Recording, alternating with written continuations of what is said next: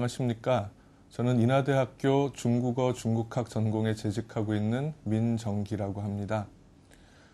이 강좌는 제목에서 보실 수 있는 것처럼 중국에 관한 이해에 있어서의 그 첫걸음이 되는 내용들을 전달하는 것을 목표로 하고 있습니다. 중국의 역사, 철학, 문학, 또 사회, 문화 등 그 여러 그 방면에 걸친 보다 심화된 지식에 접근하기 위해서 필요한 유용한 정보나 지식 또 관점들에 관해서 이야기를 할 텐데요. 제가 특히 강조하고 싶은 것은 중국의 사회나 문화 등 그 여러 방면에 관해서 우리가 접근을 할 때 그 어떤 다양성에 대해서 늘 염두에 두어야 하고 그 관련해서 어떤 지역적인 상황, 지역적인 특성들을 늘 생각하면서 그 접근을 하는 것이 좋겠다라는 그런 점입니다. 중국은 그야말로 굉장히 큰 나라죠. 그다음에 구, 다로 설명할 수 있을 것 같습니다. 차지하고 있는 지역이 대단히 크고요. 또 역사 전통이 오래됐고 또 인구가 많고 또 뭐 크고 오래되고 그런 나라이고 사람이 많고 하다 보니까 사회의 어떤 현상들이나 문화의 양상들이 대단히 또 다양하게 나타납니다. 이러한 어떤 개념을 가지고 접근을 하기 위해서 제 강좌에서는 그 첫 강의로서 중국의 기본적인 행정구획, 그러니까 가장 큰 단위의 행정구획이라고 할 수 있는데요. 성급 행정구획들에 대해서 쭉 한번 소개하는 것으로 시작하려고 합니다. 오늘날의 이 성급 행정구획은 중국을 아까 말씀드린 대로 어떤 지역적인 개념을 가지고 중국에 접근을 했을 때 1차적으로 유용한 그런 구분이라고, 지역 구분이라고 할 수가 있습니다. 왜냐하면은 이 오늘날의 행정구획이라는 것이, 성급 행정구획이라는 것이 어느 날 갑자기 임의적으로, 자의적으로 결정된 것이 아니라 어떤 자연적인 경계, 또 인문적인 경계, 오랜 어떤 그 시간을 두고 형성된 이런 경계들을 반영하고 있는 것이기 때문입니다. 그래서 중국의 역사나 문화, 또 문학, 여러 그 부문에 관해서 논의할 때 우리가 늘 중국의 뭐 여러 지역들을 언급하게 되는데요. 적어도 이 성급의 어떤 그 행정 단위들의 그 명칭들은 기억해 두고 앞으로 강의를 들으시는 게 좋을 듯합니다. 오늘날 중국은 모두 합해서 34개의 성급 행정구로 나뉩니다. 23개의 성, 그다음에 5개의 자치구, 그다음에 4개의 직할시, 또 2개의 특별 행정구로 이루어져 있습니다. 그래서 도합 34개가 되는데요. 23개의 성 가운데에는 사실상의 특별 지역이라고 할 수 있는 대만, 타이완이 포함되어 있습니다. 우선 수도인 북경, 베이징부터 말씀을 드리기로 하죠. 베이징시는 4개의 직할시 가운데 하나이면서 수도입니다.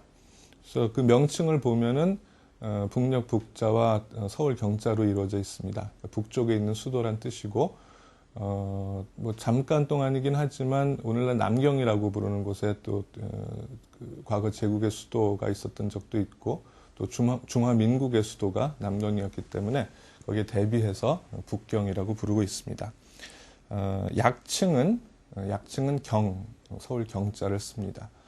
제가 약칭도 한 번씩 말씀을 드리게 될 텐데, 이 약칭들은 성이나 뭐 직할시의 이름도 마찬가지지만 이 약칭들도 모두 어떤 역사적인 연원을 가지고 있습니다. 과거 그 지역에 있었던 나라나 민족의 이름이기도 하고요. 또는 그 지역을 흐르는 강이나 그쪽에 있는 어떤 산의 이름하고도 관련이 있기도 합니다. 북경에 바로 옆에 붙어 있는 또 하나의 직할시가 있습니다. 바로 천진시입니다. 티엔진이라고 하는데요. 중국어 발음으로는 명칭을 보면은 이 천자가, 그러니까 황제가 건너갔던 나루, 황제가 도하한 나루라는 뜻입니다. 명나라 초기에, 그러니까 황제가 되기 전에 영락제가 북경 지역으로부터 군대를 이끌고 조카를 폐위시키고 스스로 황제가 되기 위해서 당시 수도였던 남경, 오늘날의 남경으로 군대를 이끌고 내려가게 되는데, 그때 도하했던 지점이라고 합니다. 그래서 나중에 천진이라고 부르게 되었다고 합니다. 약칭은 진자를 쓰고 있습니다. 이 두 개의 직할시를 에워싸고 있는 성이 있습니다. 바로 하북성입니다. 허베이라고 합니다. 중국어로는. 이 하북성은 그 황하 하류의 북쪽에 있는 성이라고 해서 하북이라고 부르게 되는데요. 그 한나라 때, 과거 한나라 때 기주라고 불렸던 지역입니다. 그래서 오늘날 약칭을 기로 하고 있습니다. 이 하북성은 우리나라의 경기 지역, 그러니까 수도 서울, 한성을 에워싸고 있던 경기 지역에 해당하는 그런 곳입니다. 그래서 예전에는 황제의 직할지라, 황실의 직할지라는 그런 의미에서 직례라고 부르기도 했습니다. 그 하북성의 서쪽을 보시게 되면은 산서성이 있습니다. 산서라는 명칭은 태항산의 서쪽에 있는 성이라고 해서 산서라고 부르는데요. 춘추시대의 중심 제후국가 중에 하나였던 진나라. 이 진은 나중에 이제 그 전국시대를 통일하게 되는 진시황의 진자와는 다른 글자를 쓰는 진인데요. 이 진나라가 자리 잡고 있던 곳이라고 해서 오늘날 약칭을 진으로 하고 있습니다. 자, 이렇게 해서 북경, 천진, 하북, 산서 이곳을 통상 화북지역이라고 합니다. 그 중화할 때 화자를 써서요. 화북지역이라고 하는데, 여기에 덧붙여서 그 북쪽으로 동서에 걸쳐서 길게 자리 잡고 있는 내몽고 자치구까지 합해서 통상 화북지역이라고 또 얘기를 합니다. 이 몽고 지역은 그 청나라 때 이제 그 중국의 어떤 판도에 들어오게 되는데요. 청나라에 속해 있던 몽골의 북쪽 지역은 나중에 독립해서 오늘날 몽골 공화국이 되어 있고요. 중국에 가까운 쪽, 그래서 이제 내자를 쓰게 되죠. 중국에서 보기에 안쪽이라는 뜻에서. 그래서 그 내몽골 지역은 중국의 하나의 자치구로 되어 있습니다. 그래서 합해서 화북지구라고 합니다만, 사실상 어떤 역사나 문화를 이야기할 때 이 내몽고 지역 전체를 다 화북지역이라고 이야기하기에는 좀 어폐가 있고요. 하북성과 산서성의 면해 있는 일부 지역 정도는 우리가 같이 논의해도 될 듯합니다. 자, 이 화북지역에서 동쪽으로 조금 이동을 하게 되면은 산동반도, 황해로 쭉 뻗어 나와 있는 반도 지역이 바로 산동성입니다.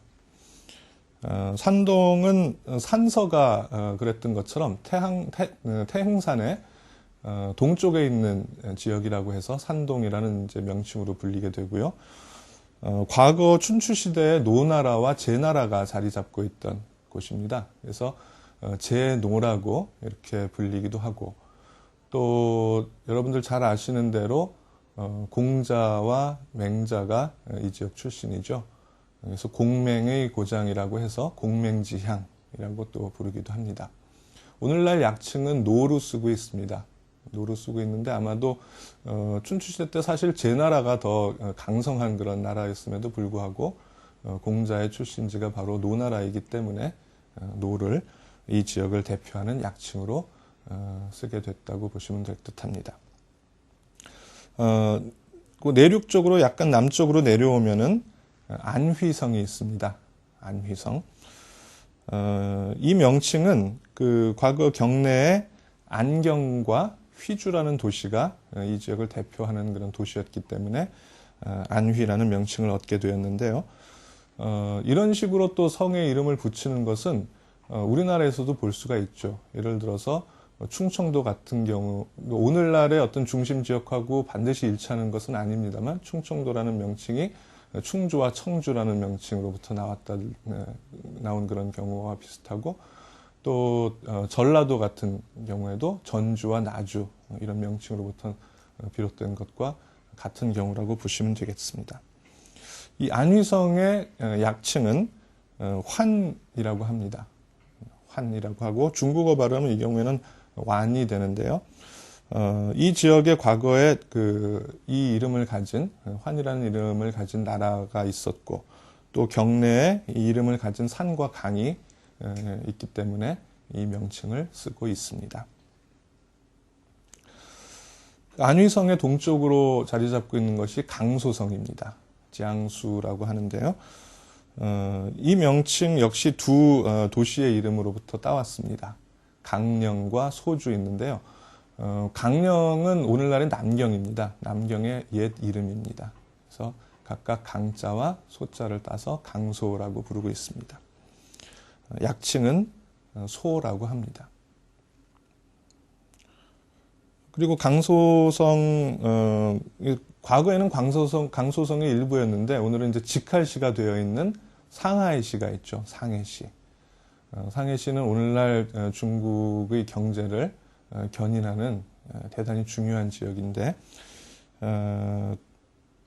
대도시로서의 역사가 그렇게 오래된 곳은 아닙니다. 이제 서구 열강들이 중국에 들어오게 되면서 어떻게 보면은 현대 상하이의 역사는 시작됐다고 볼 수가 있는데 한 150년 정도 잡으면 될 듯합니다. 그 상해라는 명칭은 오늘날 소주하라고 부르는 소주 지역으로부터 이 상해 쪽으로 흘러 들어오는 강이 있습니다. 또 오송강이라고도 예전엔 불렀는데요. 소주하 또는 오송강의 하류 지역의 옛 명칭이 바로 이제 상하이였습니다. 그러니까 그 강이 이제 바다 쪽으로 흘러 들어온다라는 그런 뜻이겠죠. 그래서 상해포라고 예전에 불렀었고, 그 약칭은 호를 씁니다. 중국어 발음으로는 후라고 하는데요. 이 호독이라고 예전에 이 지역을 불렀다고 합니다. 거기서 비롯되었는데 이 호라는 글자도 역시 그 소주하가 이제 바다로 흘러 들어가는 그런 지점이라는 그런 의미하고도 관련이 있고요. 또 이쪽 사람들이 이 고기를 잡는데 특별한 어망을 고안해서 그 일대에 널리 퍼지게 되었는데 그 이름을 또 호라고 불렀다고 합니다. 그래서 그런 명칭들과 관련이 있습니다. 그리고 바로 남쪽으로 절강성이 있습니다. 절강성. 절강성은 그 경내를 흐르는 절강이라는 것이 그 경내를 흐르는 전당강의 다른 이름입니다. 그래서 이렇게 꺾여서 굽이쳐 흐른다, 이제 그런 의미로부터 이 절자가 쓰이는 것인데요. 그 약칭도 역시 절자를 사용하고 있습니다. 방금 말씀드린 강소성, 특히 강소성의 남부 지역, 또 상하이, 또 절강성 같은 경우는 대개 그 장강 하류에 있는 지역이라고 해서 하류의 남쪽에 있는 지역이라고 해서 과거에 이제 강남이라고 많이 불렸던 지역인데요. 명나라, 청나라 때에도 경제적으로 대단히 번성을 했고 문화적으로도 발달을 해 있었고 오늘날에도 중국의 아까 말씀드린 대로 경제를 또 사회 문화의 여러 부문을 선도하고 있는 그런 지역이라고 할 수가 있습니다. 절강성의 남쪽으로 있는 성이 복건성입니다. 후지엔이라고 하는데요. 경내에 있는 복주와 건구라는 그 두 도시의 이름으로부터 비롯되었습니다. 그래서 복건이라고 하는데 여기에 옛 명칭이 민이었습니다. 그러니까 그 소위 아까 말씀드린 화북 지역에 있던 민족들이 이 복건 쪽 사람들을 민이라고 불렀고 또 이 지역에 자리 잡고 있는 고대 나라의 이름이기도 했는데 오늘날도 이 지역을 민이라고 약칭을 써서 부릅니다. 복건성의 내륙 쪽으로 붙어 있는 성은 강서성입니다. 이 강은 장강과 관련이 있는 명칭인데요. 당나라 때 여기를 강남서도라고 불렀습니다.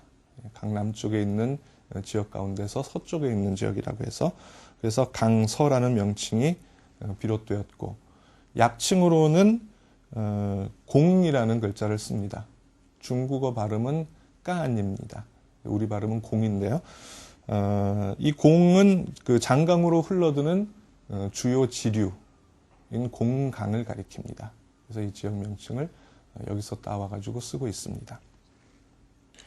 예, 이렇게 산동성, 안위성, 강소성, 절강성, 또 복건성, 강서성, 또 직할신, 상하이 이렇게 묶어서 화동지구라고 통상 이야기합니다. 아까 화북지구 말씀드렸고요. 이 지역 성들을 화동지역이라고 합니다. 다시 조금 더 내륙 쪽으로 들어가 보면은 하남성이 있습니다. 하북성이 황하 하류의 북쪽에 위치한 성이라고 말씀드렸는데 하남성은 그 바로 남쪽으로 위치해 있습니다. 그러니까 황하 하류의 남쪽에 있는 성이라고 해서 하남성이라고 하고요. 고대 아주 그 오래된 옛날 중국 사람들은 소위 천하를 중국 땅을 9개의 주로 나누어서 이야기한 적이 있습니다. 그 가운데에서 이 하남 지역은 정중앙에 있는 예주에 속합니다. 그래서 중주라고도 하고요. 나중에 이제 중국 역사를 한번 쭉 훑어볼 때 또 말씀드리겠습니다만 이 하남성은 소위 그 우리가 통상 중원 지역이라고 얘기할 때 그 중원 지역에서도 아주 한복판에 있던 그런 지역이라고 할 수가 있습니다. 중국 역사가의 어떤 시원으로 거슬러 올라갈 때 우리가 만나게 되는 상왕조가 이 지역을 중심으로 해서 발전을 한 바 있습니다. 고대 구주 가운데 예주에 속했던 지역이라고 말씀드렸는데 약칭을 그래서 예로 쓰고 있습니다. 그 남쪽으로는 호북성이 있습니다. 이때 이제 호는 호수를 가리키는데요. 장강 중류 지역에 위치해 있고 지금은 중국에서 두 번째로 큰 담수호입니다. 예전에는 첫 번째로 컸는데 일부 지역이 메워져서 지금은 바로 그보다 좀 더 동쪽에 있는 파양호가 가장 큰 호수가 되었고 지금은 동정호가 두 번째 호수입니다. 이 동정호의 북쪽에 있는 지역이라고 해서 호북이라고 얘기를 합니다. 당나라 때 악주라는 명칭으로 불렸던 지역이라서 지금은 악이라는 약칭으로 불리고 있습니다. 호북성의 남쪽으로는 호남성이 있습니다. 마찬가지로 동정호와 관련된 명칭이고 동정호의 남쪽에 있다라고 해서 이렇게 불립니다. 장강의 주요 지류 가운데 하나인 상강이 이 지역에서 장강과 합류를 합니다. 그래서 이 지역을 또 상이라고 부르고 있습니다. 이렇게 세 성, 하남성, 호북성, 또 호남성 이 세 지역을 합쳐서 화중지구라고 보통 얘기를 합니다. 화중지구. 자, 이 화중지구의 남쪽으로는 광동성이 있습니다. 이 광은 넓다라는 뜻이죠. 그래서 이쪽이 정식으로 중국의 어떤 판도에 편입되기 이전부터 중국 사람들이 이쪽 지역이 아마 넓은 남쪽의 그 땅이라는 그런 의미에서 광이라는 그런 글자를 써서 종종 불렀습니다. 그래서 송나라 때는 이 지역을 광남동로라고 해서 구획했고 그 명칭으로부터 오늘날의 광동이라는 이름이 유래했다고 볼 수 있습니다. 과거 이 지역에 살고 있던 사람들을 중원 사람들이 월이라고 불렀습니다. 월족. 절강성 사람들도 월이라고 불렀는데요. 아마 이 남방에 있는 민족들을 대체로 이 월이라는 이름으로 또 뭐 민이라고 불리는 그 복건성의 민족들도 있었지만 통칭하기도 했던 모양입니다. 그래서 월족이라고 또 뭐 백월이라고 부르기도 했고요. 백월의 땅이라고 부르기도 했습니다. 그래서 지금 이 그 약칭으로 쓰는 월이라는 글자는 그 고대 이 지역에 있었던 민족들의 이름, 또 나라의 이름과 관련이 있는데, 절강성하고 관련되어서 쓰이는 월과 구분하기 위해서 다른 글자를 지금은 쓰고 있습니다. 그래서 그 약칭으로는 월을 쓰고 있습니다. 광동성의 서쪽으로는 광서 장족 자치구가 있습니다. 장족은 이때 이 장자는 티벳을 가리키는 장자와는 다른 글자를 쓰는 장족인데요. 중국의 소수민족 가운데서는 굉장히 큰 민족입니다. 그 장족들의 자축으로 되어 있는 광서가 있습니다. 이 광서 역시 송대의 광남 서로, 광남 동로에서 광동이 나왔다고 말씀드렸는데 광남 서로라는 명칭으로부터 유래되었고요. 그 경내에 유명한 계림이라는 곳이 있습니다. 풍광이 굉장히 아름다운 곳으로 유명하죠. 그래서 그 약칭은 이 계림에서 계자를 따서 사용하고 있습니다. 그리고 그 광동성에서 그 해협을 건너서 남쪽으로 해남도, 해남성이 있습니다. 바다 건너 남쪽이라는 그런 의미겠죠. 그리고 약칭으로는 경을 쓰고 있는데 과거 이 지역을 경주라고 불렀던 것과 관련이 있습니다. 이 해남은 원래는 광동성에 포함되어 있던 지역인데 1984년에 따로 성으로 승격 독립했습니다. 그래서 오늘날 과거에는 이 지역은 정말 그 남쪽의 오지 중에 오지였고 주로 그런 말하자면 정치 사범들을 귀양 보내는 그런 곳이었는데 오늘날은 휴양지로서 관광지로서 개발돼서 각광을 받고 있는 그런 지역입니다. 이렇게 해서 광동성 또 광서 장족 자치구 또 해남성 합쳐서 화남이라고 부릅니다. 조금 전에 화중 지역 말씀드렸고 여기가 이제 화남 지역에 해당하는데 화중 지역과 화남 지역을 또 합쳐서 중남지구라고 부르기도 합니다. 참고해 주시면 좋을 것 같습니다.